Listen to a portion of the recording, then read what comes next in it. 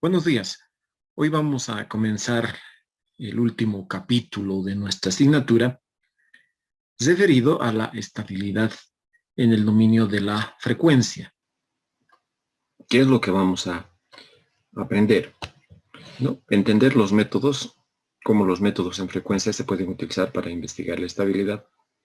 También vamos a hablar por qué es necesario hablar de la estabilidad en el dominio de la frecuencia, porque hemos utilizado varios métodos para estudiar la estabilidad. Dos, comprender conceptos importantes como son margen de fase, margen de ganancia, ancho de banda, utilizando los diagramas de Bode y el diagrama de Nyquist. Entonces, dos métodos vamos a aprender a manejar para el análisis de estabilidad, como son los diagramas de Bode y el diagrama de Nyquist. El concepto es el mismo, el concepto es aplicar todo lo que hemos aprendido sobre respuesta en frecuencia para el análisis de estabilidad, pero son dos herramientas distintas. Una herramienta es los diagramas de Bode y la otra herramienta es el diagrama de Nyquist. Vamos a aplicar los conocimientos adquiridos del tema del análisis de la estabilidad en análisis y diseño. Fundamentalmente en análisis. Diseño vamos a hacer el diseño de, digamos, pequeños diseños, pero más nos vamos a enfocar al tema de análisis, ¿no? De hacer el análisis síntesis de sistemas de control de tiempo continuo. ¿Cuál es el contenido?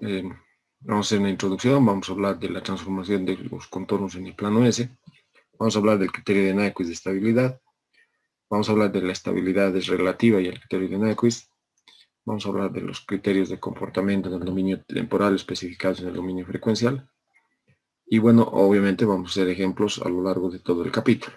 ¿Por qué un método más, digamos, para hallar o para estudiar la estabilidad de un sistema?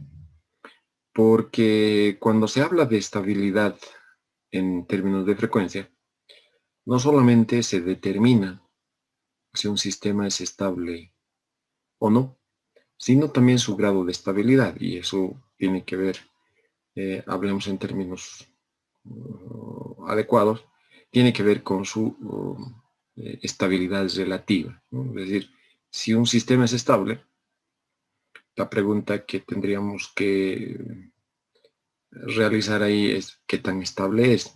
Eso es lo que vamos a determinar, ¿no? Un sistema es estable y qué tan cerca de la inestabilidad está.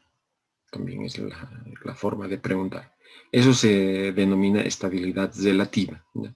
Entonces, no solamente vamos a hablar sobre si un sistema es estable o no, sino también vamos a hablar acerca del grado de estabilidad que posee el sistema. La pregunta que hay que responder es, ¿el sistema es estable? ¿Qué tan cerca de la inestabilidad está? Ya, un criterio de estabilidad en el dominio de la frecuencia lo ha desarrollado Nyquist en 1932, basado en el teorema de Cauchy para funciones complejas, ¿no? El teorema de Cauchy para funciones complejas tiene que ver, es el mismo concepto básico para el cálculo de las integrales complejas, y tiene que ver con la transformación de contornos en el plano S, también llamado mapeo conforme. Para este sistema, este es el típico sistema alimentado de simple entrada y simple salida, y para el cual queremos analizar su estabilidad. Ok, para analizar su estabilidad, lo primero que tenemos que determinar es su ecuación característica. Y sabemos, hasta ahora, tal como hemos estado utilizando, que las raíces de esta ecuación característica, que son los polos del lado cerrado, tienen que tener todos partes real negativa. Entonces, la estabilidad es los ceros, las raíces de FDS, que son los polos del lado cerrado. Tienen que quedar en el semiplano izquierdo de este. Ninguno de ellos puede quedar en el lado derecho. Nyquist propuso la transformación de la parte derecha del plano S en el plano FDS y utilizar los que se conoce como el teorema de Cauchy para ver si alguno de los ceros de esta ecuación, que son los polos de los cerrados, ha quedado en el semiplano derecho. Es decir, si alguno hubiese quedado en el semiplano derecho dentro del mapeo que propone Nyquist, entonces el sistema será inestable. Ese es el concepto básico, ¿no? Pero bueno, antes de hablar estrictamente del criterio de Nyquist, tenemos que hablar o tenemos que recordar esto del mapeo conforme o la transformación del plano S en el plano FDS. ¿Qué es la transformación del contorno? Es el contorno o trayectoria en un plano transformado en otro plano o trasladado a este mediante la relación FDS. O sea, la transformación de contorno en realidad es, planteamos un contorno en el plano dominio, que es este, el plano S, y vemos cómo queda ese contorno o cómo se mapea ese contorno en el plano codominio, es decir, en el plano FDS. No se olviden, S es una variable compleja que tiene la parte real sigma y la parte imaginaria omega, que va a ser transformado mediante la función compleja FDS, que cuando se evalúe para cada uno de los valores de S, va a tener una parte real que es U y una parte imaginaria que es B. Veamos un ejemplo. Esta es la función de S. Esta es la función FDS, aquí está expresada, bien simplecito.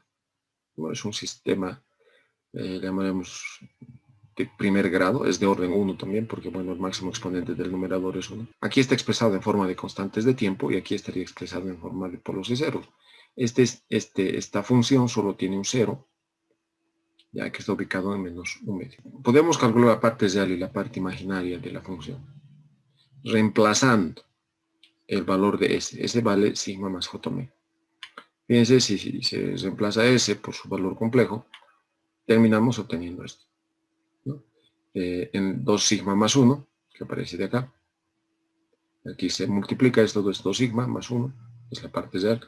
Y la parte imaginaria será J veces 2 omega, que está acá. U entonces valdrá 2 sigma más 1 y B valdrá 2 veces omega.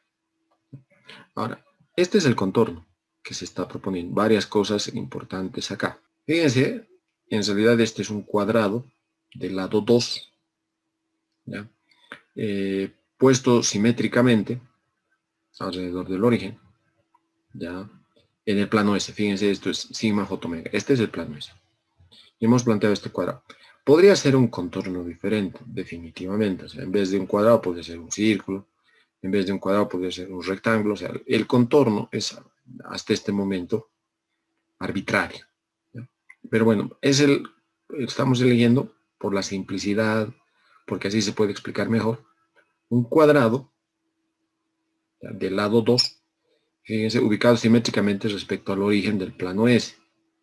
Eso significa que el punto A tiene como coordenadas en real 1, en imaginaria J, es decir, 1 más J es el punto A. El punto B, simétricamente, será 1 menos J. El punto será menos 1 menos J y las coordenadas del punto D serán menos 1 más J, ¿ya? También se ha representado el 0, es decir, el 0 queda dentro del contorno y está ubicado en menos 1 medio. ¿Cómo será el mapeo? ¿Ya? Para mapear tenemos que calcular, fíjense, el punto A. Voy a explicar el punto A. El punto A tiene de coordenadas 1 en real, en 1 en imaginario. Eso significa que sigma vale 1 para el punto A y omega vale también 1 para el punto A. Es decir, estamos 1 más J, ¿no? La parte imaginaria, aquí podemos ver con más claridad, esto es 1 y esto es 1. Por lo tanto, si se reemplaza esos valores, y aquí vale 1 y aquí vale 1, fíjense que la parte real de FDS será 2 por 1, es 2 más 1, 3. La parte real de FDS, que corresponde al punto A, vale 3. Y B, 2 veces omega, pero omega vale 1. 2 por 1, 2. Por lo tanto, U vale 3, B vale 2. 3 más J veces 2. Y eso es lo que se está mostrando acá, fíjense. En la parte real 3, en la parte imaginaria 2. Es decir, que el del plano S, el punto A, ha sido mapeado, ¿no?, al punto 3 más J2 en el plano FDS. Fíjense que yo reconozco, o podemos reconocer el plano FDS, porque sus coordenadas aquí es U, JB. Estamos hablando entonces de dos planos, el plano dominio y el plano codominio. El plano de la variable independiente y el plano imagen. El punto A ha sido mapeado aquí. Nosotros vamos a utilizar AA, o también frecuencia vamos a utilizar el punto en el plano SA y el punto, el mapeo de ese punto en el plano F de ese A'. Pero bueno, aquí estamos utilizando la misma nomenclatura. A en el plano F de ese. Fijémonos en el punto B. En el punto B la coordenada real es 1, la coordenada imaginaria es -1. ¿Ya? Si reemplazamos aquí es 2 por 1 más 1, 3. Y como lo imaginario es -1, aquí es 2 por -1 es -2. Por lo tanto, el punto B tendrá, el punto B mapeado será 3 menos J2, que está acá. ¿Va? Podemos mapear lo mismo para el punto C y para el punto D. Ahora, este contorno en el plano S es un contorno continuo. ¿No? Está definido para todos y cada uno de los puntos de esta línea celeste que aparece acá. ¿No? Por ejemplo, se está entre el punto A y B, un punto simple, fácil, notable, es este punto de acá. Este punto de acá vale, en real vale 1, en imaginario vale 0. ¿No? Si se reemplaza este punto, el valor 1 más J0 acá, aquí será 2 por 1 más 1, 3, y aquí será 2 por 0, 0. Entonces será 3 más J veces 0, que es este punto. Por lo tanto, este punto de acá está siendo mapeado acá. ¿Vale? Eso significa que entre el punto A y B del plano dominio, también definirá puntos entre el punto A y B del plano codominio. Cada uno de estos puntos de este segmento que está entre A y B va a quedar en el segmento A y B, en estos puntos del segmento A y B del plano codominio. Lo mismo para los puntos entre el punto B y el punto C. Entre el punto B y el punto C hay un segmento continuo. Está acá. Este es el segmento continuo en el plano dominio. Y en el plano codominio será este segmento. Ahora, que este cuadrado en el plano S se mapee en este cuadrado en el plano F de S es simplemente porque F de S es una función bien simple. ¿No? Es una función simple como esta. Ok. Ahora, fíjense, hemos aprendido, o se ha aprendido en variable compleja, que este contorno, cuando se recorre el contorno en el plano complejo, en el sentido de las manecillas del reloj, estamos recorriendo en forma negativa. Y cuando se recorre en forma contraria a las manecillas del reloj, es una forma positiva. En control solamente por esta ocasión, por este tema del análisis de estabilidad, lo que vamos a encontrar es que recorrer en el sentido horario, es el sentido positivo. ¿No? Estamos recorriendo en el sentido positivo. Fíjense, aquí es lo mismo, ¿no? En el sentido horario estamos haciendo, el segmento queda exactamente igual en el sentido horario, ¿no?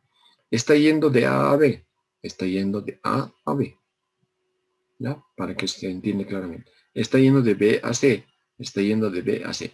Cada uno de los puntos en el segmento BC del plano dominio tendrá un punto, un mapeo, en el plano FDS que está entre el segmento B y C. Por lo tanto, este está yendo en sentido positivo, este también está yendo en sentido positivo. Solo para control vamos a, digamos, invertir lo que conocíamos de variable compleja, ¿no? Variable compleja es sentido antihorario positivo, sentido horario negativo. Para control es sentido horario positivo, sentido antihorario negativo. Para control, en el capítulo de estabilidad en el dominio de la frecuencia. Por convención, el área que queda a la derecha del contorno es el área que queda dentro del contorno. Eso quiere decir, esto que está aquí, no lo que les decía, el área que está dentro, es lo que queda a la derecha. ¿No? Lo que queda a la derecha es lo que está encerrado. Ejemplo 2. Fíjense, este es un ejemplo de un 0 en el origen y un polo en -2. ¿No? Si se reemplaza S por J omega, ya, si se quiere racionalizar esto, se tiene que multiplicar por el conjugado del denominador. ¿Ya? Y si se opera ese producto por el conjugado del denominador, numerador y denominador, ¿no? Por el conjugado del denominador, pues se multiplican ambos y se hacen las operaciones, nos da esto, que en términos simples, digamos, nos va a dar esto vale U y esto vale B. Fíjense, en el caso anterior, que era un caso mucho más simple, la parte real de la función f de s dependía exclusivamente de la parte real de s. Y la parte imaginaria dependía exclusivamente de omega. Aquí, fíjense, ambos dependen de ambos, es decir, la parte real de f de s depende de sigma y depende de omega, y b depende de sigma y también depende de omega. Fíjense, esto es un caso mucho más general que el anterior. Ok, lo mismo, ¿no? Tenemos eso. Tenemos nuevamente el contorno del cuadrado que hemos visto. Les he dicho también, este cuadrado es un contorno arbitrario solamente para explicar cómo se mapea un contorno cerrado en el plano S en otro contorno cerrado en el plano F de S. ¿Ya? Fíjense, este contorno en sí es un 0, pero el polo queda fuera del contorno. Ok. Le pondremos sucesivos valores a, digo, a S, ¿no? En el punto A valdrá 1 más J1. Este punto que he puesto aquí, no le he puesto nombre, pero es el punto de acá, el que está cruzando el eje real, el eje sigma, vale 1 más J0, 1. ¿Ya? El punto B que vale 1 menos J1. Este punto menos J1 es justamente el que está cruzando este puntito de acá, menos J1 en parte real 0. El punto C tendrá como coordenadas menos 1 menos J, menos 1 menos J veces 1, ¿ya? Y el punto este de acá, que está entre C y D, es este puntito, menos 1 en real, 0 en imaginario. Y el punto D, que es menos 1 en real, en imaginario 1. ¿No?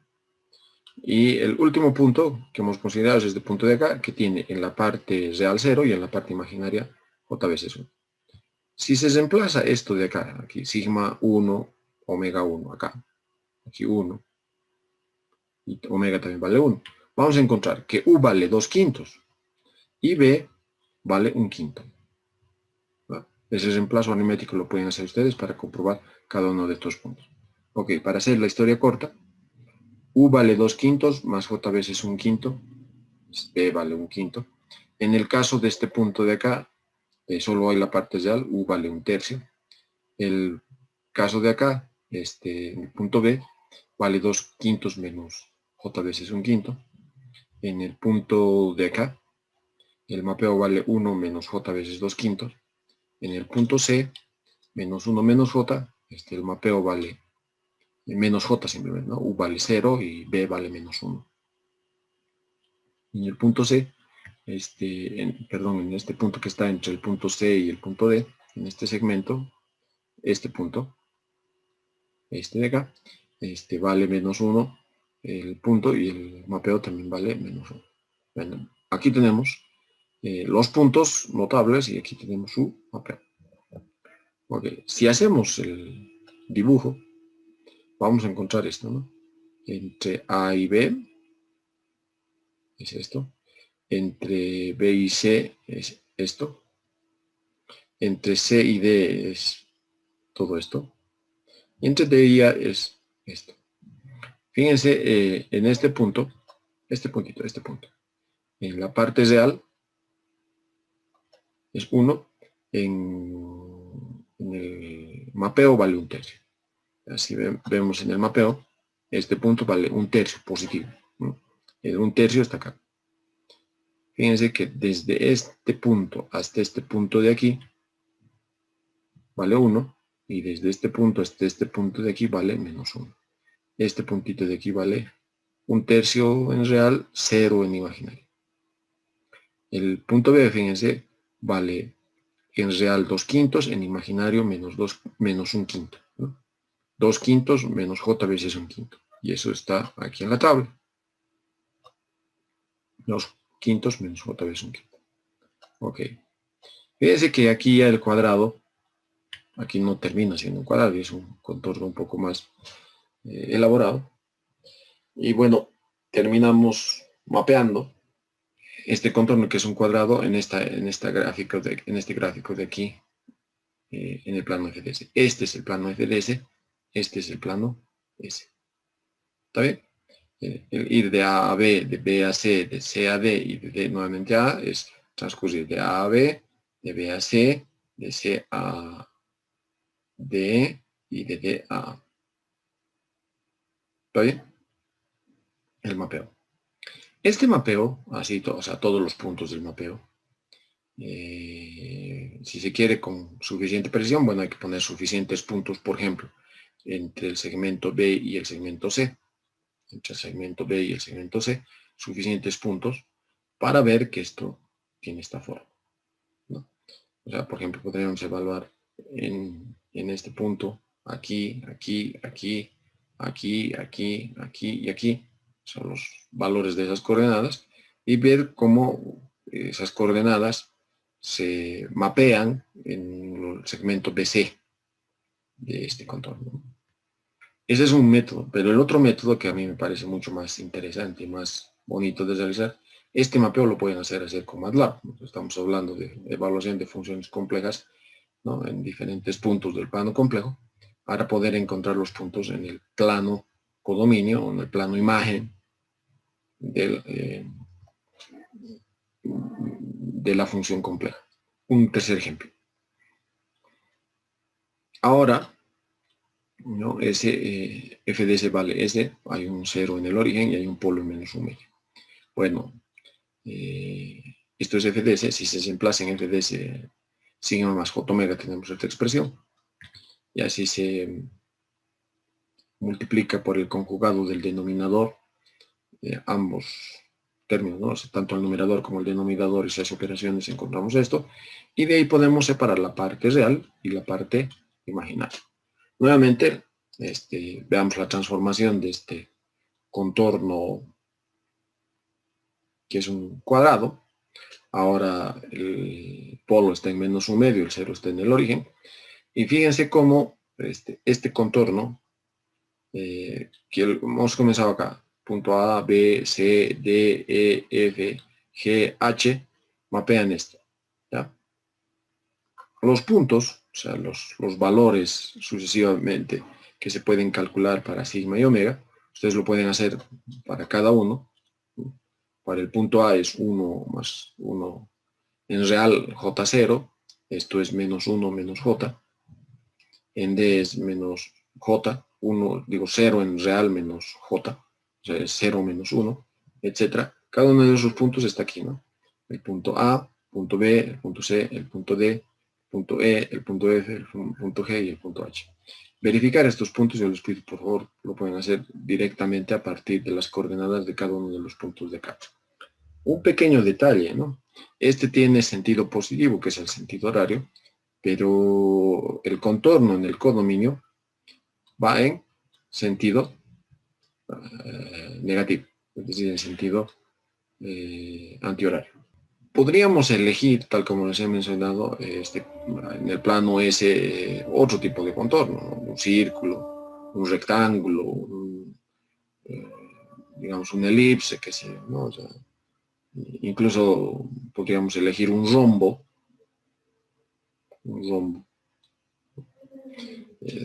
Depende de nosotros lo que queramos, el contorno que queramos hacer. Pero bueno, esos contornos van a tener un mapeo en el plano codominio de una forma diferente. ¿Está bien? Ahora, lo primero que quería que noten es, no se conserva necesariamente el sentido del contorno hacia el sentido horario, hacia el sentido positivo. Fíjense, aquí sí se mantiene. Si el sentido positivo en el plano dominio, en el plano codominio también está el sentido positivo. En este otro ejemplo también, ¿no? Aquí se mantiene. Y en este ejemplo, bueno, se invierte, ¿no? Este es el sentido positivo y este es el sentido negativo. El teorema de Cauchy, ¿no?, de la aplicación conforme, menciona que, y aquí podemos ver eso, si el contorno en sí es una singularidad, y eso enseguida lo vamos a justificar, el codominio es el origen.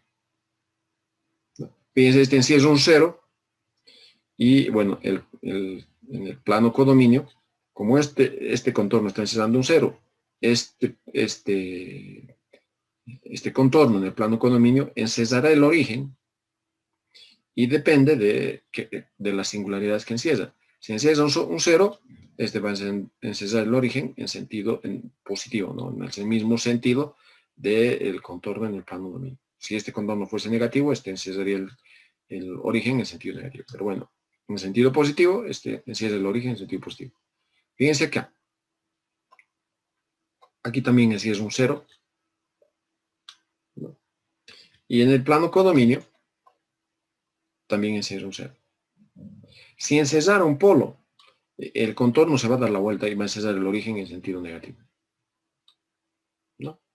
Si encerrar un 0, pero aquí está encerrando solamente, perdón, si encerrar un polo, este encerraría el origen en sentido contrario, ¿no?, al sentido que está este contorno.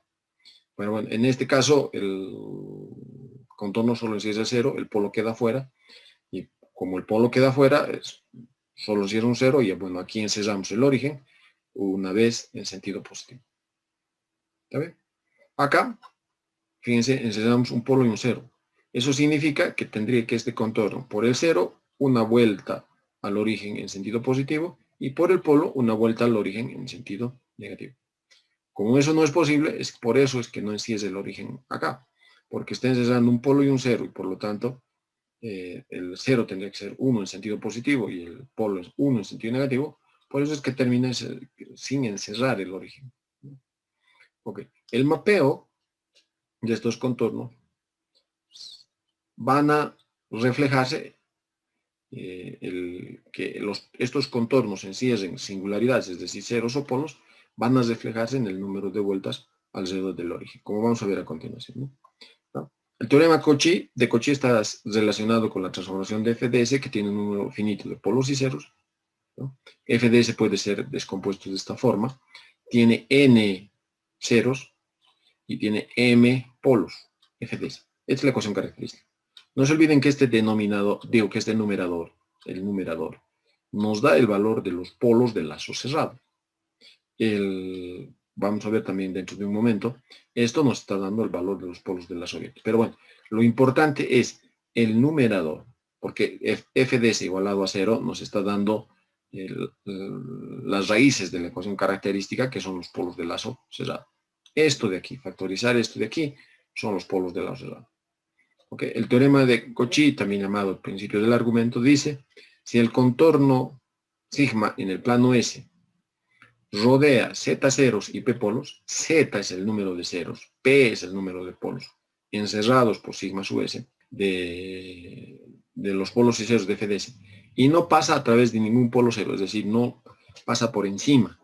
Ese es un tema importante, el contorno no toca las singularidades de FDS. Cuando el recorrido es en la dirección del movimiento del reloj, es decir, el sentido positivo a lo largo del contorno, el contorno correspondiente en el plano codominio, sigma sub f, en el plano FDS, rodea al origen del dicho plano, el número de vueltas que da, que es igual al número de ceros menos el número de polos, en la misma dirección. Es decir, si el contorno del plano S tiene sentido positivo, en el plano FDS, este n va a ser el número de vueltas alrededor del origen en sentido positivo también.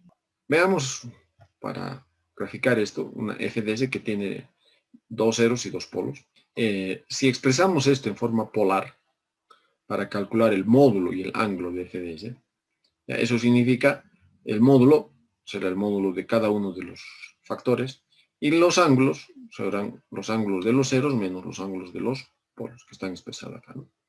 Este es el módulo de FDS y este es el argumento o el ángulo de FDS, que son las restas del aporte angular que tienen los dos ceros y los dos polos, que se está mostrando acá. Ok, veamos esto. Aquí están los dos polos, son dos polos reales, y aquí están los dos ceros. Los ceros es un par de polos ceros complejos con 4. Fíjense, el contorno en el plano S, este es el plano S, que es el eje real sigma, y aquí está el eje imaginario, es este de acá. ¿No? Y el mapeo significa evaluar la función f de s en cada uno de los puntos del contorno. Y para evaluar, ¿se acuerdan? Para evaluar en este punto lo que hay que hacer es trazar los vectores de las singularidades al punto donde queremos evaluar, que en este caso es S sub 1. Y ahí vamos a tener un mapeo de S sub 1 en el plano codominio, en el plano imagen, ¿no? Ok. Si evaluamos todos y cada uno de estos puntos, fíjense, estas líneas celestes son los vectores, que les digo, ¿no? Este es el módulo que va del 0 hasta el punto en cuestión. Esta distancia es el 0. Y este es el ángulo phi de Z1, ¿no? Este es el ángulo phi de Z2. Este es el ángulo del polo 1 y este es el ángulo del polo 2. Los vectores son estos y el módulo, por ejemplo, del polo 2 será el que va desde el polo hasta el punto donde se está evaluando el contorno. Entonces, cada uno de estos puntos de este contorno está mapeando en esta forma. Ahora, fíjense, ¿cómo va a cambiar este vector? Va a ir en todos los puntos. Fíjense. Pero el evaluar en todo este contorno cerrado, de los que están afuera, no terminan dando una vuelta completa al vector, como es el caso del cero que está encerrado. Fíjense, este cero va a comenzar acá, y a medida que el contorno va dando vueltas, este vector va a dar una vuelta, ¿no? Los vectores de las singularidades que no están encerrados, no ocurre lo mismo, o sea, no van a dar una vuelta alrededor del punto donde está el origen del vector, ¿no? Solamente los vectores que están encerrados son los que van a terminar dando una vuelta, ¿no? Como se ve acá. Fíjense, el aporte angular de phi z2, lo mismo que incrementa, que va a ir hasta el más extremo izquierdo, va a ser el mismo ángulo que decrementa para volver al punto inicial, donde el ángulo es el mismo. Pero el que aporta realmente un ángulo de 2pi a medida que S1 da, recorre todo el contorno en el sentido positivo, en el sentido horario, se muestra acá, ¿no? Este ángulo, el aporte de este ángulo que va a dar una vuelta, el 2pi, está viniendo de la singularidad encerrada, que es el 0. Como este es el 0 y esto está en sentido positivo, el contorno, el sigma sub f, en el plano f, va a dar una vuelta en el origen porque este está encerrando un 0. ¿Ya? Eso, como les he dicho, es fácil de justificar a partir de expresar, ¿no?, cada uno de los factores en forma vectorial, ¿no?, y ver cómo cambia esto. Entonces, el ángulo neto es el ángulo que aportan los ceros y el que aportan los polos, ¿no? Entonces, 2 veces pi por n, que es el número de vueltas, será a 2 veces pi los ceros encerrados menos 2 veces pi los polos encerrados. Aquí es solamente el 0 y por lo tanto hay solamente una vuelta, ¿no? O sea, eso es la ganancia angular, ¿no? O sea, es lo que el ángulo aporta el haber evaluado esta función a lo largo de todos y cada uno de los puntos del contorno S, ¿no? Esto se cumple y de aquí podemos obviamente deducir lo que había expresado Cauchy, que es el número de vueltas alrededor del origen, es la diferencia entre ceros y polos encerrados. ¿No? Fíjense, aquí hay un solo cero encerrado y por lo tanto este dará una vuelta alrededor del origen en el mismo sentido. Si estuviese un polo acá, fíjense, esto es negativo y esto cambiaría de sentido y envolvería el origen menos una vez. O sea, eso de menos uno significa que está dando una vuelta en sentido antihorario, ¿no? Entonces, n es igual a z menos p. Z es el número de ceros encerrados, p es el número de polos encerrados de f de s en el plano S. ¿Ya? Y esto es el número de vueltas alrededor del origen del contorno codominio, ya vemos, del contorno en el plano codominio, ¿no?, alrededor del origen. N, repito una vez más, el número de vueltas en el origen, en el plano codominio, número de vueltas al origen, es igual al número de ceros encerrado menos el número de polos encerrados del contorno en el plano dominio, en el plano S. ¿No? Por lo tanto, ¿cuántas singularidades, es decir, ceros y polos, se encierra? Va a depender del número de vueltas que dé alrededor del origen. Fíjense, este es un contorno que encierra 3 ceros y un polo, y por lo tanto, en el codominio, encerrará 3 ceros 3 menos un polo, 3 menos 1, 2 veces tendría que cesar al origen. Y eso se muestra acá. Fíjense el contorno, esta vuelta de acá, la que llamemos la vuelta interna, es 1, es una vuelta alrededor del origen, y este otro de acá, digamos en este contorno de acá, está envolviendo al origen por segunda vez. Entonces, este contorno en sí es al origen 2 veces. ¿Qué es la diferencia entre ceros y polos? Fíjense, este es solamente un polo encerrado, y por lo tanto el mapeo encerrará al origen una vez en sentido negativo o en sentido antihorario. Este es el contorno que se mapea al evaluar este phi de s en cada uno de los puntos de este contorno. Se empieza a definir el contorno en el plano coordinado. Como este está encerrando un polo, hay otros dos, fíjense, hay un polo fuera y un cero fuera, no hay problema. Solo encierra un polo y por lo tanto esto envuelve al origen una vez en sentido negativo porque se ha encerrado un polo. El criterio de Nyquist para la ecuación característica es precisamente eso, es decir, si consideramos ahora este f de s, que es la ecuación característica, y podemos despejar, como hemos visto, n ceros, que son los n mayúscula ceros, que son los n mayúscula polos del lado cerrado, y estos son polos de la ecuación característica, ¿no? Las raíces del denominador. Las raíces del numerador dan los polos del lado cerrado, eso es lo que quiero subrayar. Un sistema es estable si los ceros de f de s, es decir, los polos del lado cerrado, deben quedar siempre en el plano izquierdo del plano S. ¿Ya? Entonces, la función de transferencia del lazo abierto, un apunte importante antes de continuar, la función de transferencia del lazo abierto se conoce así, al producto GDS por HDS. ¿Ya?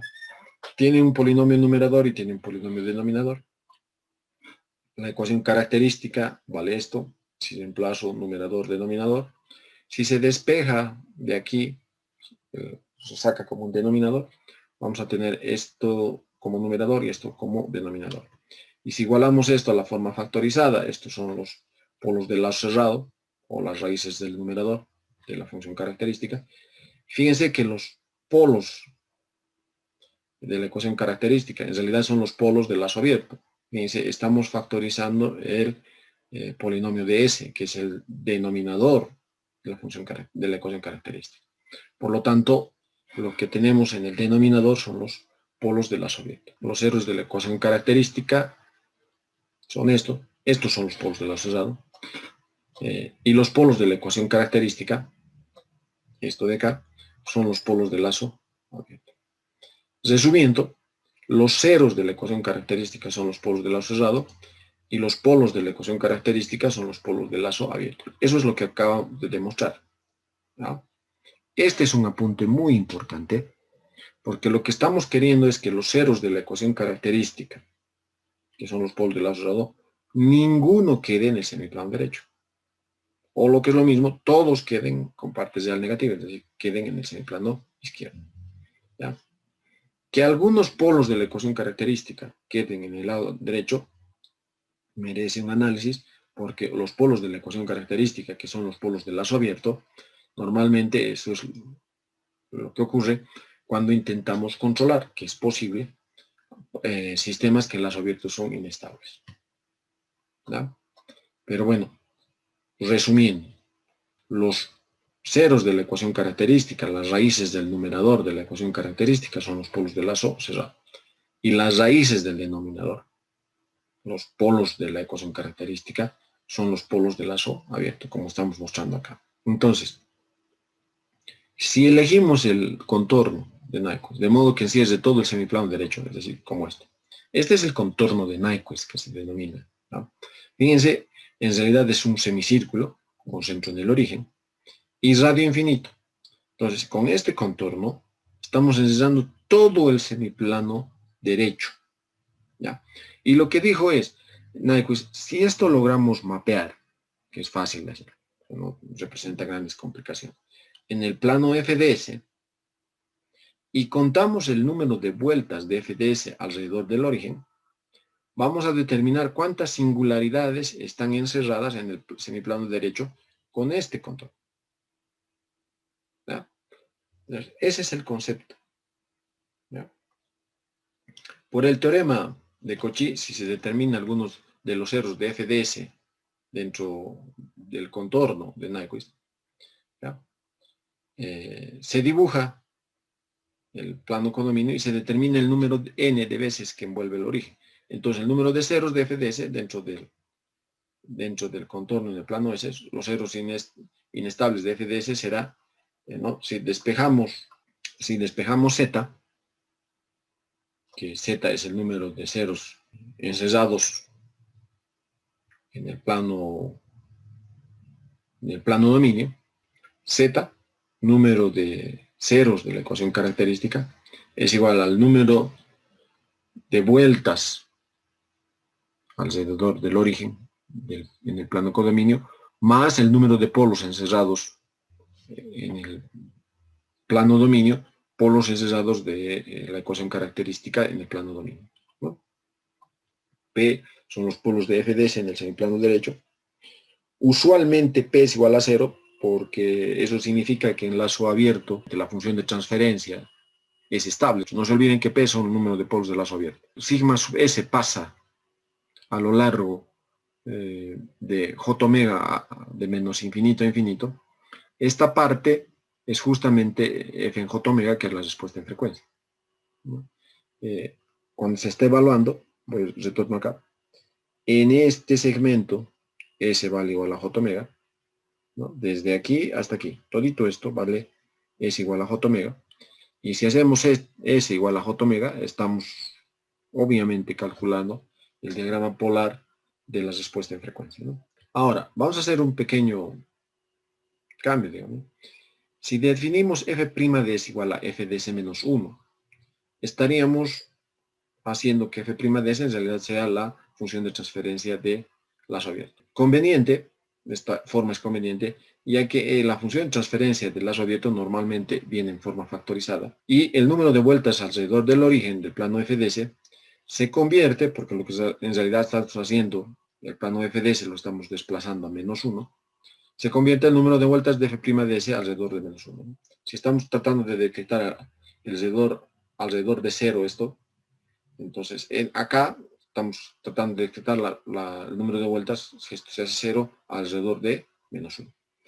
Por lo tanto, el mapeo lo vamos a hacer con la función de transferencia de lazo abierto y no vamos a medir el número de vueltas alrededor del origen, que es lo que tendríamos que hacer si estamos trabajando con f de s. Como hemos hecho un desplazamiento en el origen de las coordenadas, que es lo que estamos haciendo aquí, lo que vamos a contar entonces el número de vueltas alrededor de menos 1. Ok, ¿qué dice el criterio de estabilidad, el teorema de estabilidad, ¿no? Un sistema realimentado es estable si y solo si el contorno en el plano codominio, sigma GH, en el plano GHDS, nos rodea al punto menos 1, 0, cuando el número de polos de GDHDS en la parte derecha del plano S es 0. Es decir, si P es igual a 0, solo tenemos que contar el número de vueltas alrededor de menos 1. ¿No?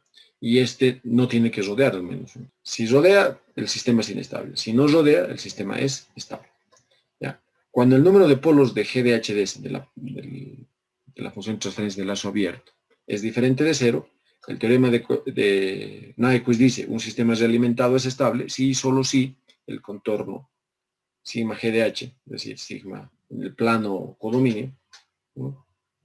Para este contorno, el número de rodeos alrededor de menos 1 en el sentido contrario al movimiento del reloj, es decir, en sentido negativo, es igual al número de polos de GDHDS, que encierra el contorno de Nyquist en el semiplano real positivo, ¿no? Eso significa que el número de vueltas alrededor de menos 1 es igual al número de polos de GDHDS, ¿no? Si el número de vueltas alrededor de menos 1 es igual al número de polos en GHDS, eso significa que ningún cero de GDHDS, que es lo que estamos queriendo detectar, queda en el semiplano real positivo. Vamos a hacer ejemplitos para poder entender claramente lo que estamos hablando. ¿Está bien?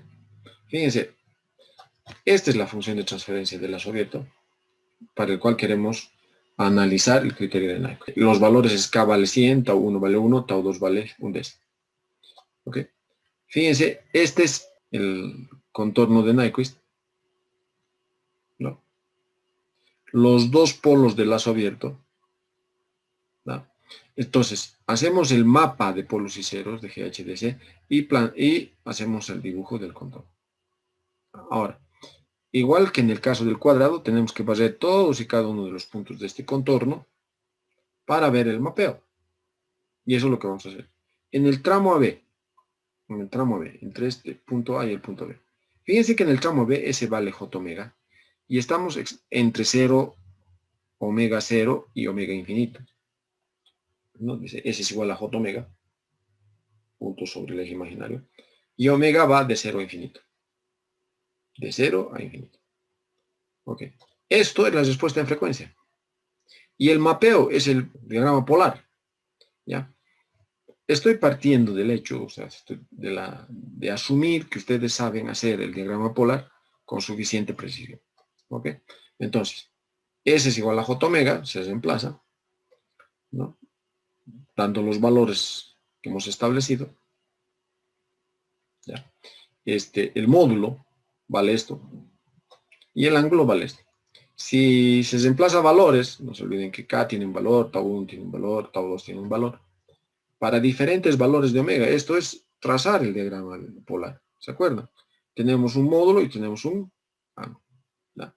En omega 0 vale el módulo 100, el ángulo 0, y cuando omega sea infinito, fíjense, el módulo vale 0 y el ángulo vale menos 180 grados. En todo eso, bueno, hay que ir sustituyendo los valores sucesivamente, sucesivos valores de omega. Fíjense, estamos calculando el módulo y el ángulo en grados. Fíjense que este es una curva que comienza en el eje real y termina llegando al origen con un ángulo de entrada de menos 180 grados. En el tramo BCD, ahora S vale R, que es el radio, y tita va desde acá, también es positivo, hasta tita, hay que barrer todo esto de acá. Por lo tanto, tita comienza acá, que es un ángulo de pi medios, y termina acá, que es un ángulo de menos pi medios, ¿no? O comienza con más 90 y termina con menos 90. Eso se muestra acá. R tiende al infinito, y tita va de pi medios a menos pi medios, y aquí este simbolito significa, está yendo en el sentido positivo, está yendo en el sentido horario. Ok, si se reemplaza S por RE a la J tita en esta expresión, R tiende al infinito, encontramos que, fíjense, este es un número complejo extremadamente grande. Fíjense, este vector. ¿No? Y estamos sumando el vector que tiene en la parte real 1 y en la parte imaginaria 0. Estamos sumando un vector horizontal. Bien chiquitito, porque este es un vector gigantesco. Su módulo tiende al infinito. Y un vector chiquitito ahí estamos sumando. Esto es prácticamente esto de acá. Es decir, esto es un vector tan pequeño respecto a esto, que la suma es prácticamente la misma, o sea, este mismo, ¿no? Por supuesto, aproximadamente igual a esto, ¿no? Aquí ocurre lo mismo. Ok, si ahora despejamos, ¿no? Módulo, que es esto, esta expresión, y el ángulo será esta expresión. Como R tiende al infinito, fíjense que el módulo va a tender a 0. Ya no es importante realmente analizar el ángulo, porque el módulo va a tender a 0. Eso significa que el mapeo de todos estos puntos va a terminar siendo un punto, que es el punto en el origen. ¿Vale? Porque fíjense que esto vale 0. ¿No? En el tramo de A, ¿ya? S es igual a J omega, pero omega va desde menos infinito hasta 0. Desde menos infinito hasta 0. Fíjense, esto está tomando valores negativos respecto al primer tramo que hicimos. Este tramo, el tramo AB. Porque aquí está tomando valores positivos. Y por lo tanto, este tramo, el tramo AB, es el conjugado del tramo de A. Perdón, el tramo de A es el conjugado del tramo AB. Porque omega está tomando los valores negativos. Ahora, este es el contorno. Este es el tramo AB. Yo lo he puesto a prima. Para los sucesivos valores de omega. El trazo de esta parte. El trazo de esto es el diagrama polar. Cuando es omega 0, el módulo es 100, el ángulo es 0. Y cuando omega tiende al infinito, el ángulo es menos 180, este está entrando con menos 180. Y el módulo es 0. ¿Está bien? Ahora, ese es el tramo AB. El tramo BCD, como les he dicho, al final se resume en este puntito, en el punto en el origen, debido a que el radio es infinito y esto son dos polos, por lo tanto se reduce a un 0. Y el tramo DA, el plano de prima A', es el complejo conjugado de lo que está aquí abajo. Pues se ha puesto en línea segmentada, ¿no?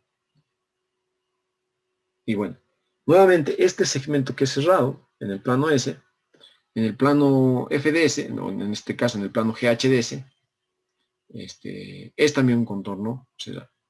Ahora, lo que hay que controlar para el tema de estabilidad es el número de vueltas. Aquí está, acabo de poner, ahí está sin el puntito, ahora está con el puntito. ¿Ya? El número de vueltas alrededor de menos 1. Fíjense, este contorno no encierra el punto menos 1. La región encerrada es la que está hacia el lado derecho, ¿se acuerdan? No encierra el punto menos 1. Ni en sentido positivo ni en sentido negativo. ¿No? Simplemente queda fuera. Por lo tanto, Z es igual a N más P. ¿Qué es N? El número de vueltas alrededor de menos 1. No envuelve menos 1, por lo tanto es 0. ¿Qué es P? Número de polos, ¿no?, de GHDS, es decir, la función de transferencia del lazo abierto, encerrado por el contorno en el plano dominio. Este es el contorno del plano dominio. No encierra ningún 0 ni polo. Entonces, P vale 0. ¿No? P vale 0. Entonces, si N es 0 y P es 0, Z, que es el número de ceros de la ecuación característica, o lo que son el número de polos del lazo cerrado, será igual a 0. Si esto es 0, el sistema es estable. Es decir, ningún polo ha quedado en el semiplano derecho. Sistema estable. ¿Está bien? Ok. Hoy hemos hecho el mapeo, hago un resumen de la clase, hemos hecho un mapeo conforme y hemos introducido el criterio de estabilidad de Nyquist, que se basa en el mapeo de este contorno, que se llama el contorno de Nyquist, en el plano S, a un contorno cerrado, obviamente, porque es un contorno cerrado, en el plano GHD S. ¿Está bien? Y hemos establecido, hemos visto, que en realidad en el plano GHDS lo que tenemos que controlar son las vueltas alrededor de menos 1. Aprovechando el criterio o el teorema de Nyquist. ¿Está bien? La siguiente clase vamos a hacer más ejemplos. Este es un primer ejemplo elemental de la aplicación. Para entender bien qué significa Z, qué significa N y qué significa P. Resumo, Z, número de ceros de la ecuación característica, que son los polos del cerrado, N, número de vueltas alrededor de menos 1, P, número de polos de la ecuación característica, encerrados en el que encierra el contorno de Nyquist. Ok, hasta ahí vamos a avanzar en esta clase. La siguiente clase vamos a hacer mucho más ejemplos respecto al criterio de Nyquist. Cualquier duda, por favor, hagan conocer a través del grupo WhatsApp. Que tengan un muy buen día.